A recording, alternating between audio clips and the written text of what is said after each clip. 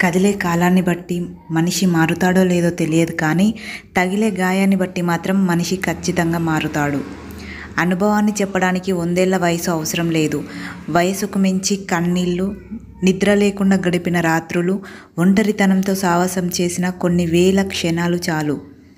మనశ్శాంతి లేని జీవితం మరణంతో సమానం. చనిపోయిన తర్వాత నిప్పు పెట్టేవారి కంటే బ్రతికున్నప్పుడే మాటలతో మనసుకు నిప్పంటించేవారే ఎక్కువ. ఒక మనిషికి ఇవ్వాల్సిన టైంలో విలువ ఇవ్వకపోతే తర్వాత నువ్వు ఇద్దామనుకున్నా వాళ్ళు తీసుకోవడానికి ఒప్పుకోకపోవచ్చు. ఎందుకంటే ఆత్మాభిమానం అనేది ఒకటి ఉంటుంది కదా. ఏ మనిషికైనా ఉన్నప్పుడే ప్రేమను చూపించండి. వారు పోయాక ఎంత ప్రేమ చూపినా, ఎంత బాధపడినా వృధానే. చనిపోయాక పూల ఖర్చు మాది, ఒకరోజు భోజనం ఖర్చు మాది అని పోటీ పడే కంటే, రోగంతో ఉన్నప్పుడే ఒకరోజు హాస్పిటల్ ఖర్చు మాది, ఒకరోజు మందుల ఖర్చు మాది అని పోటీ పడితే ఎంత బాగుంటుంది. తేదీలు మారుతున్న, సంవత్సరాలు గడుస్తున్న కాలం ఎప్పుడు నేర్పించే పాఠం ఒక్కటే: నీ జీవితంలో ఎవరూ శాశ్వతం కాదని.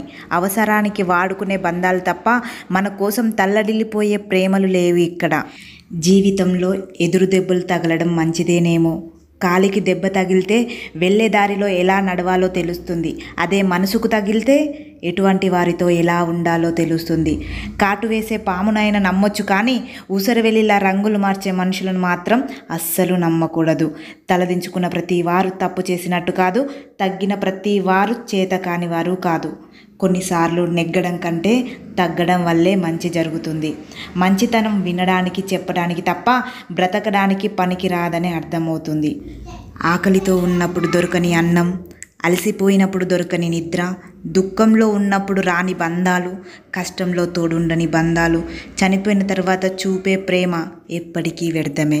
బాధలు గొప్పవా, బంధాలు గొప్పవా అంటే బాధలే గొప్పవి అని చెప్తాను. అవసరాలకు వాడుకొని వదిలేసే బంధాల కంటే ఎప్పుడూ తోడుండే బాధలే గొప్పవి.